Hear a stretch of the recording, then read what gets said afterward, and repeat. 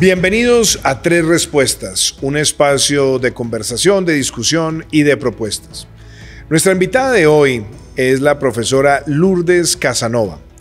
Lourdes es la directora del Instituto de Mercados Emergentes en la Escuela de Negocios de la Universidad de Cornell, profesora durante muchos años y una de las pioneras en lo que se conoce como las multilatinas, un libro que publicó ya hace más de una década y que ha sido un modelo de referencia para estimular a las empresas latinoamericanas a conquistar los escenarios globales.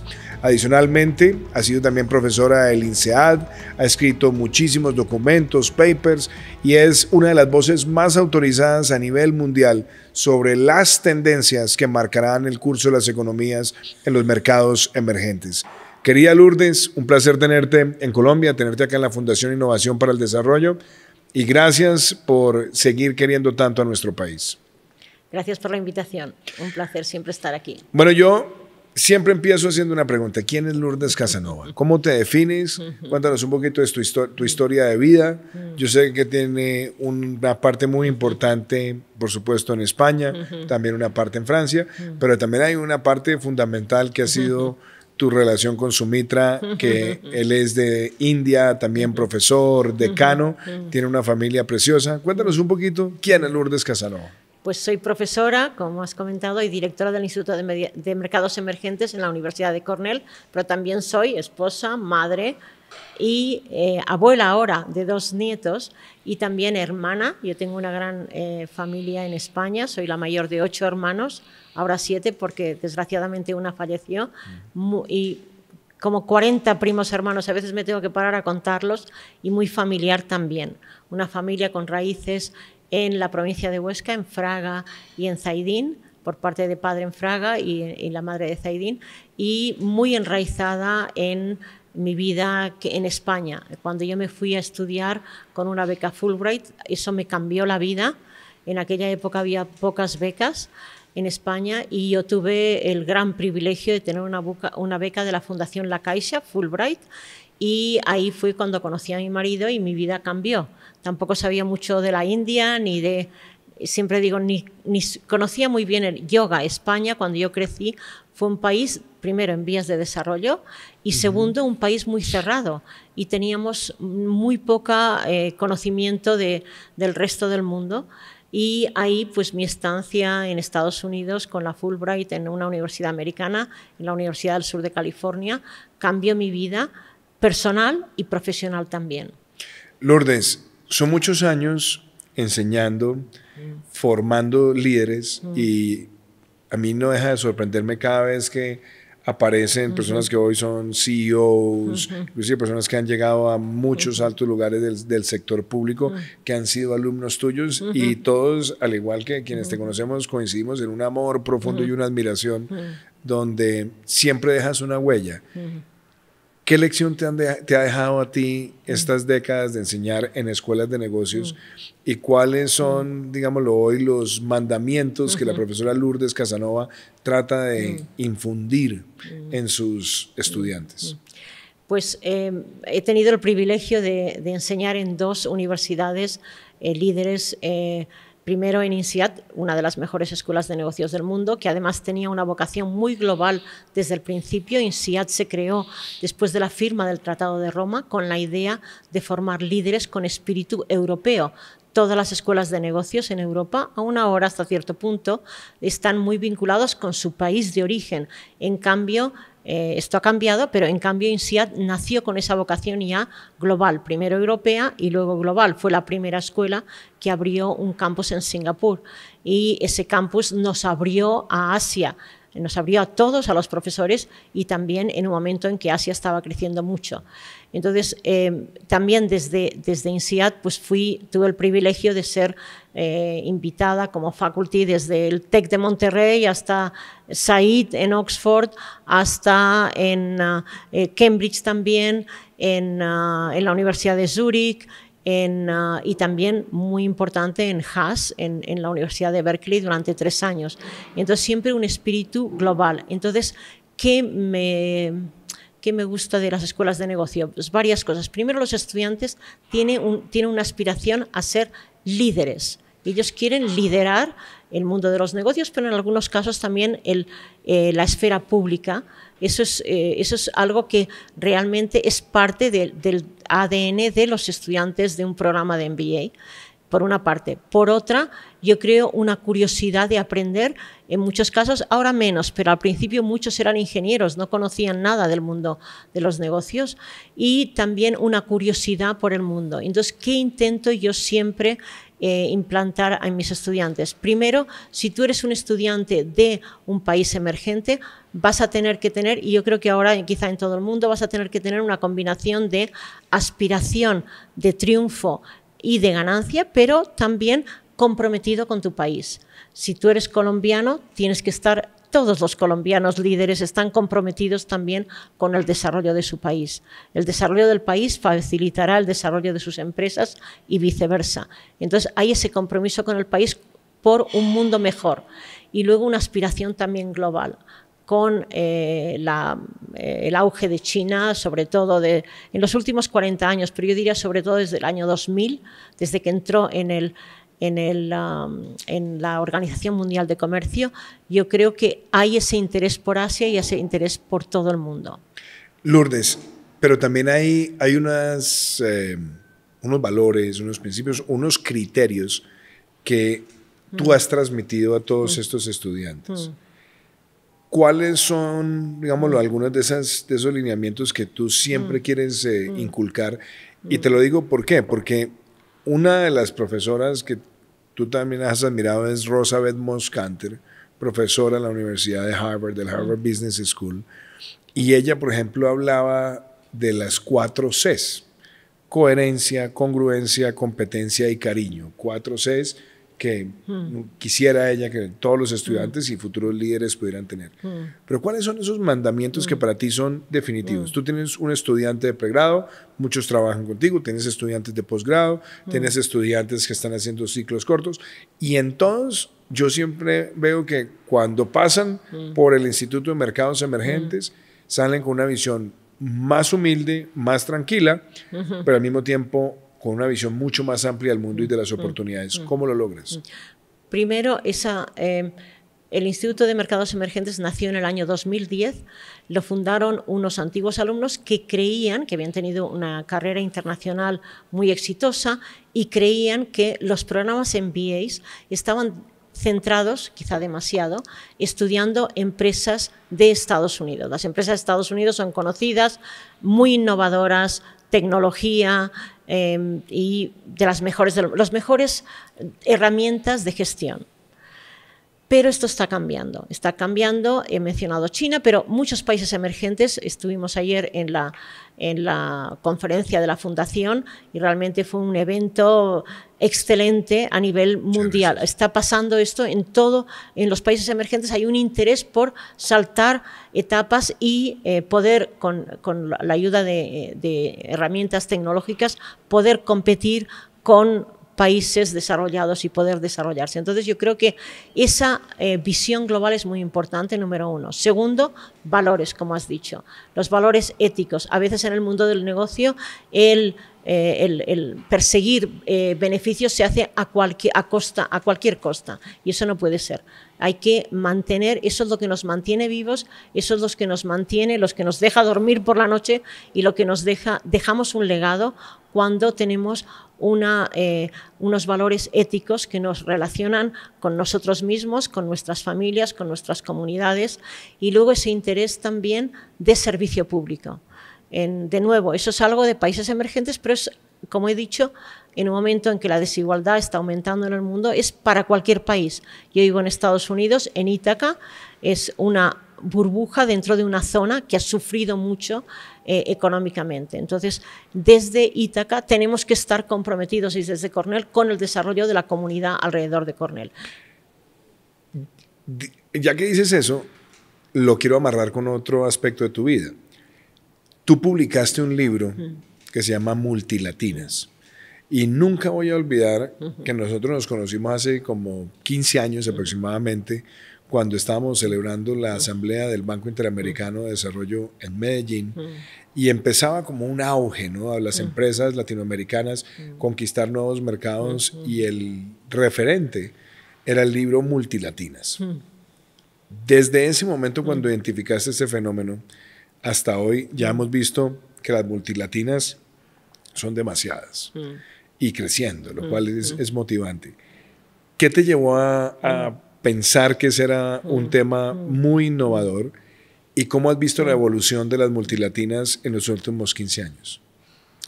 A ver, soy española, y en España cuando yo nací fue un país emergente, un país en vías de desarrollo.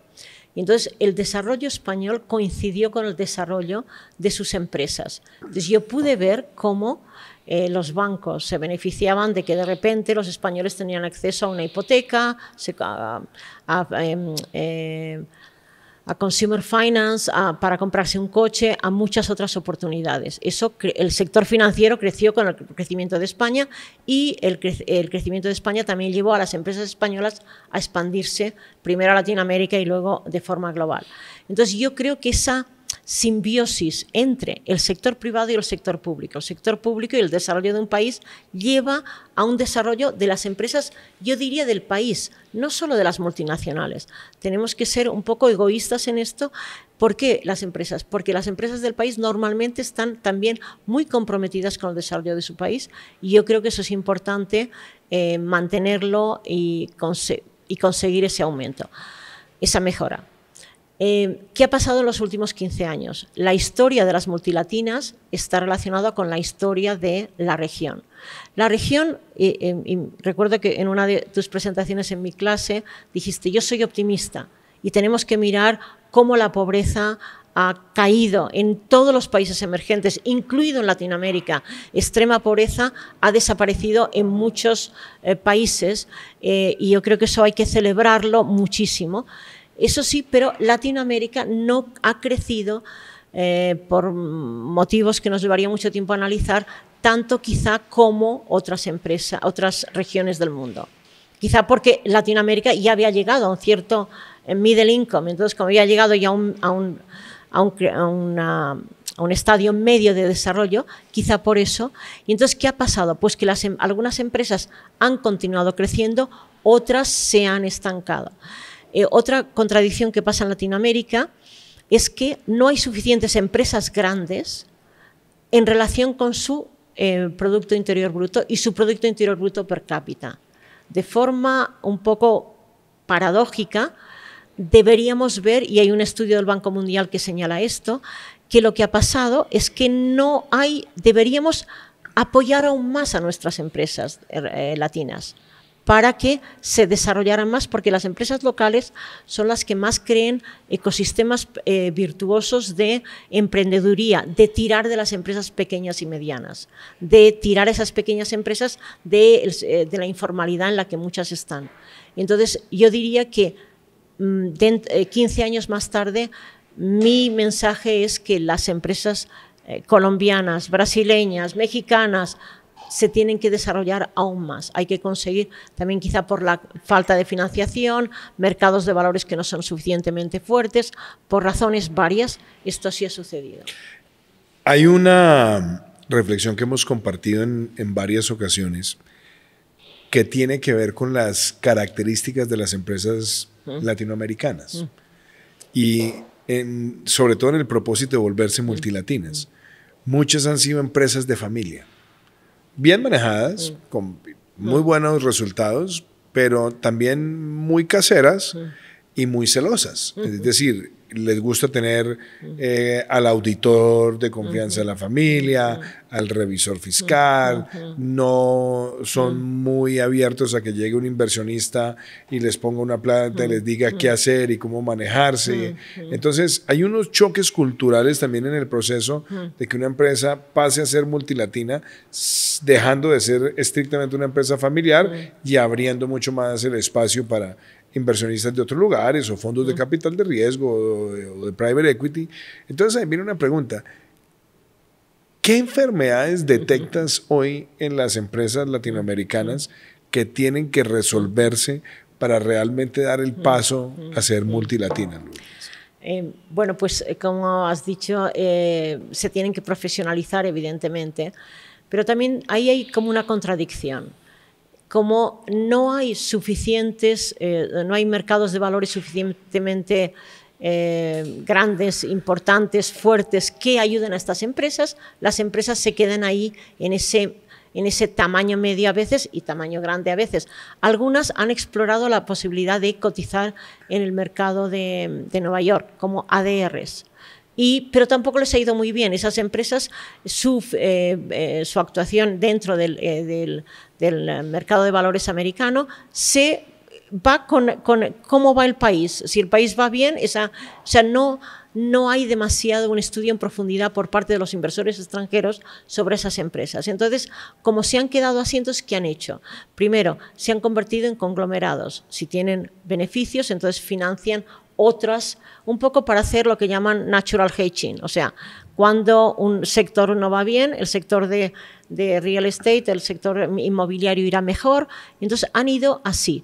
Entonces se tienen que profesionalizar, tienen que decidir cuál es su ventaja competitiva y centrarse a ello. O sea que ha de haber una transformación organizativa del tipo de la que estabas comentando y también ¿cuál es tu core? ¿Cuál es tu mejor competencia? ¿Son vinos? ¿Son sector inmobiliario? ¿Son otras cosas? Como vemos ahora que están un poco como minería.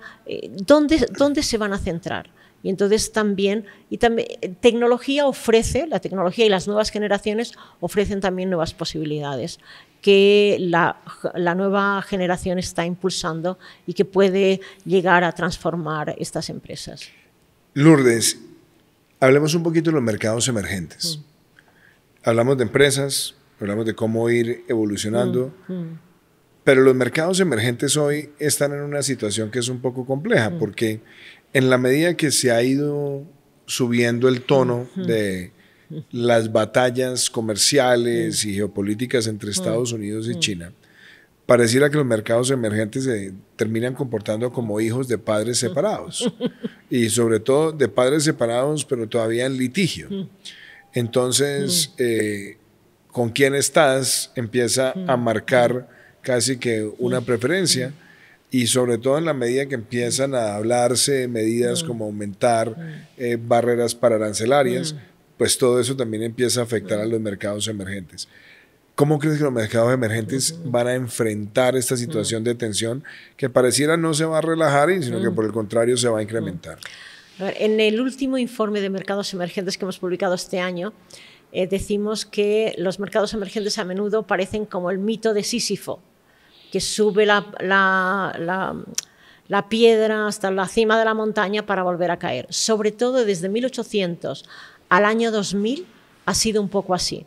Latinoamérica, pensemos esa gran euforia que fue la independencia, otra euforia fueron los años 90 con las privatizaciones que iban a llevar a mucho desarrollo, para volver a caer. Pero decimos también que desde el año 2000 hay como una nueva euforia. Tenemos en Asia, China, también India, África, aunque ahora está peor, tuvo un gran crecimiento también.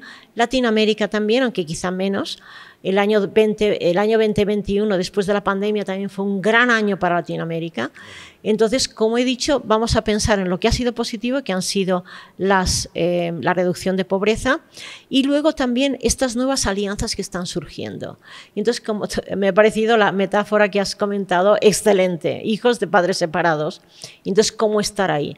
Entonces, lo que ha habido como un descubrimiento que también puedes comerciar con otros países. Entonces, yo desde aquí haría un llamamiento en un momento que Latinoamérica está muy desunida, haría un llamamiento a unirse. Cuando las cosas están mal, solo pueden mejorar. Me alegro de que en el G20 de Brasil pues también fuera Argentina, que no había ido, y ha habido una primera conversación. Brasil y Argentina están condenadas a entenderse y espero que haya algún tipo de acuerdo de mínimos, y luego Colombia jugando un papel muy importante ahora más que nunca en la parte andina. Entonces yo creo que hay que en un momento de nuevo de desunión unirse. ¿Por qué? porque los grandes retos son China, India, Estados Unidos, y ante esos grandes retos, el tamaño vuelve a importar. Entonces, para el tamaño que importe, entonces Latinoamérica se puede unir. Es la región, como sabes, con menos comercio interno de todas las otras regiones. África acaba de firmar y ha implementado también un tratado de unión, de unión comercial, y yo espero que, de nuevo, muchas batallas, muchos desacuerdos, y yo llamo desde aquí a volver desde mínimos a conseguir acuerdos que vuelvan a juntar a la región, a Sudamérica definitivamente. Hay dos cosas que son muy importantes como se analizan los mercados emergentes. Hablemos primero de los mercados de capital. Un país empieza a adquirir cierta madurez económica y niveles de desarrollo cuando tiene un mercado público de valores donde el ahorro de las personas se puede destinar para formar las empresas. Pero vemos que América Latina sigue quedándose muy rezagado en lo que son las ofertas públicas iniciales, conocidas en inglés como IPOs, Initial Public Offerings. Entonces, quisiera preguntar por eso, por un lado, pero también, por otro lado, tocar el tema del populismo que está empezando a generar terror. Vemos con preocupación como en el caso nuestro, Colombia, han salido ya reportes de JP Morgan donde están diciendo, mire, empiece a diversificar, no se exponga tanto en Colombia, no se quede con tantos bonos del Tesoro colombiano. ¿Por qué? Porque están viendo irresponsabilidad fiscal que puede llevar a una pérdida abismal del valor de los activos.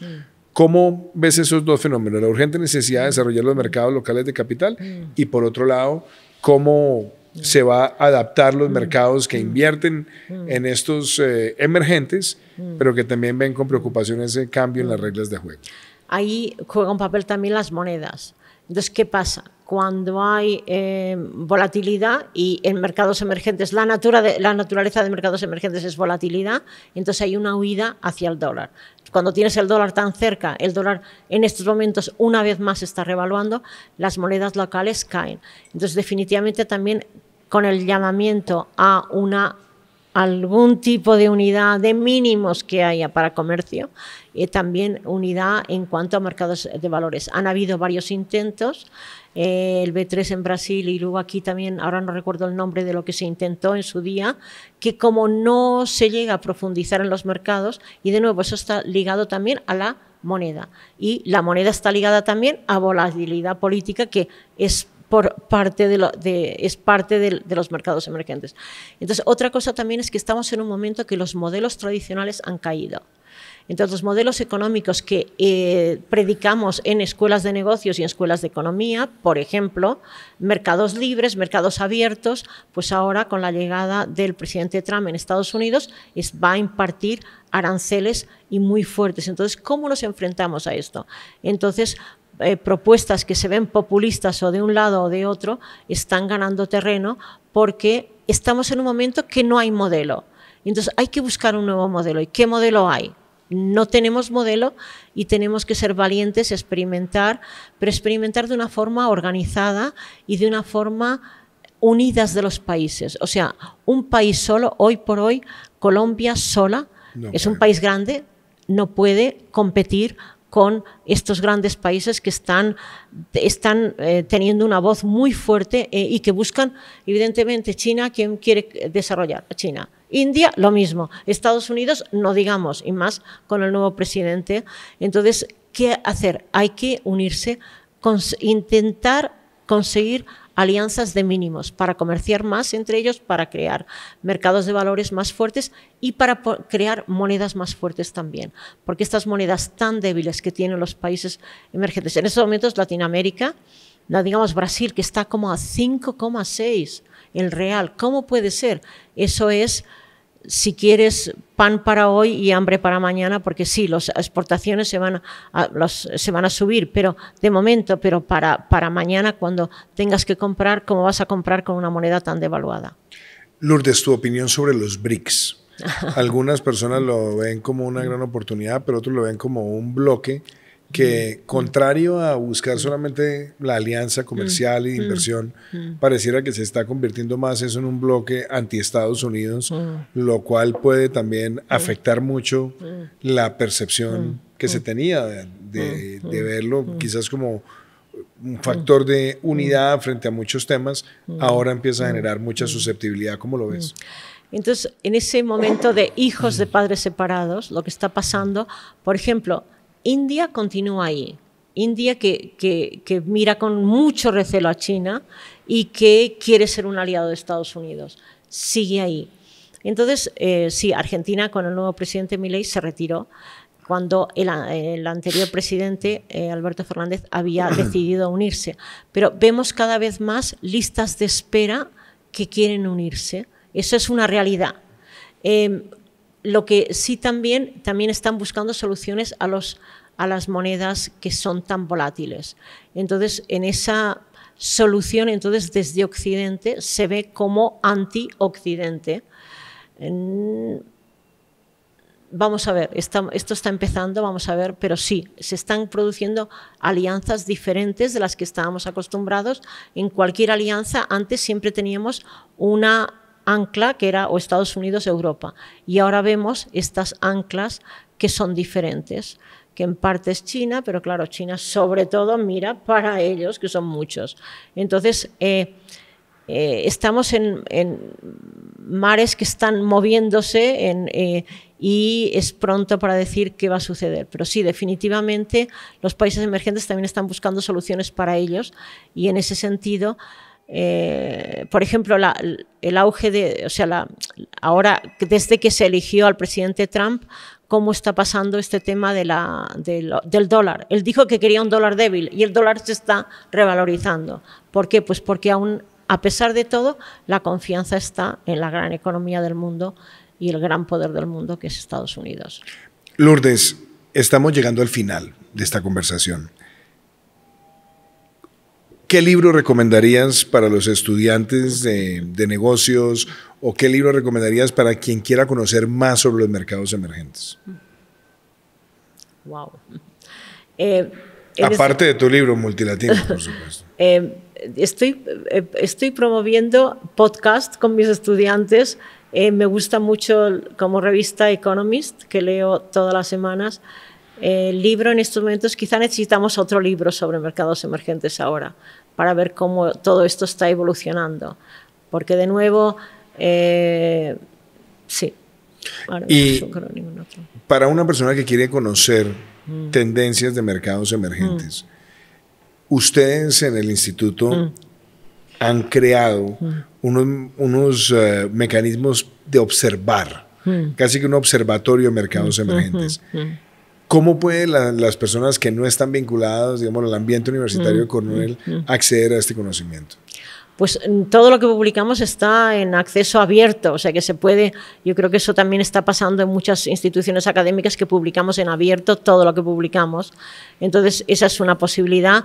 Y yo creo que también, pues la fundación que has fundado, y que yo creo que también pretende hacer quizá algo parecido, ¿no? O sea, tú lo que queréis hacer también es traer la innovación como un motor de desarrollo, y esa es la idea, un poco de ver.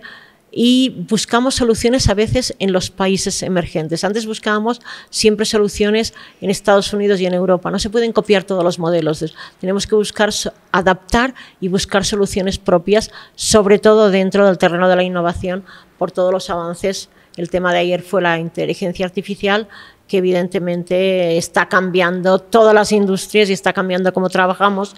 Entonces yo creo que esfuerzos como este, de espacios de diálogo, donde vamos a buscar soluciones desde dentro y desde fuera, yo creo que es la actitud correcta en estos momentos. Lourdes, un verdadero placer tenerte acá en Tres Respuestas, tenerte en Colombia, y siempre un gusto escucharte. Igualmente, muchísimas gracias por el espacio y enhorabuena por todas las iniciativas de la Fundación Innovación y Desarrollo. Muchas gracias. Y la conferencia.